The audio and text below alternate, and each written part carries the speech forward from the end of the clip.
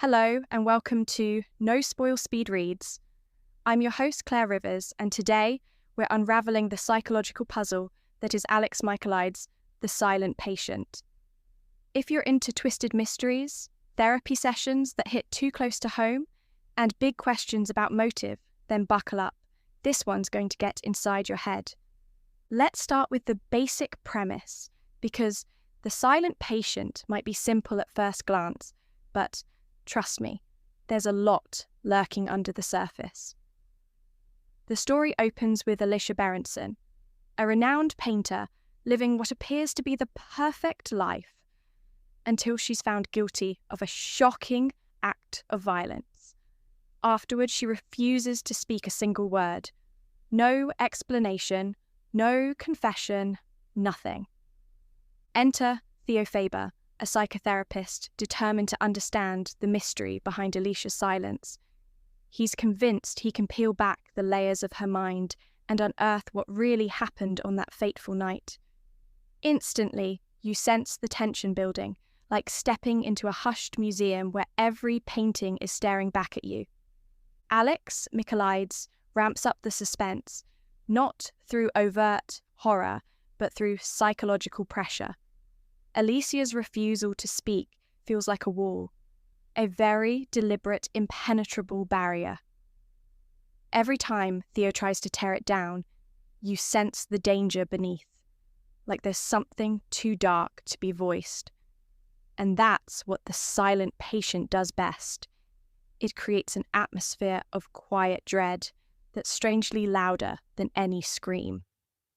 Now that we've cracked open the surface of Alicia's silence, let's talk about the powerful dynamics between patient, therapist, and the people around them.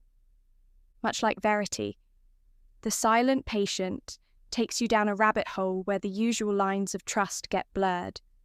You've got Theo, who's seemingly on a mission to save Alicia, or maybe to save himself.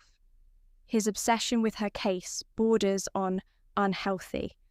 On top of that, there's the cast of characters around the psychiatric facility, each with their own secrets and hidden motives. Suddenly, you start questioning who's actually helping Alicia and who's just feeding their own curiosity or ambition. The therapy sessions are the heart of the tension. Think of it this way. Alicia's silent, but is her silence a shield or a weapon? Theo is determined to break through, but he might be chasing a ghost or confronting his own demons in the process. Every question he asks seems to send him deeper into a psychological labyrinth, and you're right there with him, uncertain if you want to hear the answers.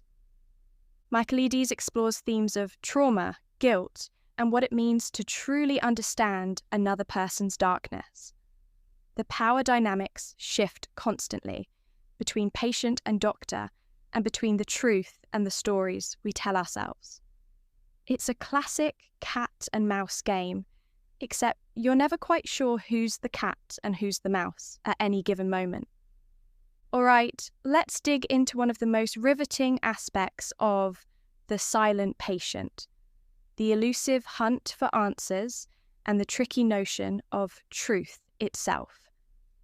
If you enjoy a good mind game, The Silent Patient is going to hook you. The novel constantly confronts you with conflicting information, leaving you to wonder whose story you can trust. Is Theo as reliable as he thinks he is? Is Alicia's silence screaming more than words ever could? The beauty of this story is in how it teases out details. The more you learn about Alicia's past, her marriage, and the people around her, the more you question your own theories. You'll be flipping pages, desperately trying to solve the puzzle before the characters do, but Michaelides keeps those puzzle pieces hidden just out of reach, and when they finally snap into place, it's like a punch to the gut. Similar to Verity, this novel is a psychological thriller that asks, can we ever truly know someone else's motivations? Or are we just projecting our own fears and hopes onto them? By the end, you might be re-evaluating everything you've read, combing back through pages to see if you missed a vital clue. Now, if you remember from our last episode, I've got my handy-dandy nightlight necessity scale. I rate thrillers from 1 to 5, based on how badly you'll want a little glow nearby once you've put the book down. A 1 means you'll sleep like a baby.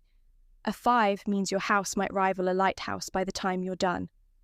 For The Silent Patient, I'm giving it a 3 out of 5 on the nightlight necessity scale. It's less about jump scares and more about the slow, psychological unease creeping up on you.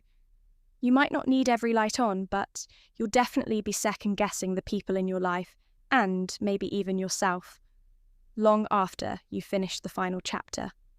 That wraps up this episode. If you love a thriller that dives into the depths of human psyche and leaves you wondering whose side you're really on, The Silent Patient will not disappoint. Thank you so much for tuning in, and if you enjoyed this episode, be sure to subscribe for more no-spoiler reviews. I'm Claire Rivers, and until next time, keep wondering and keep reading.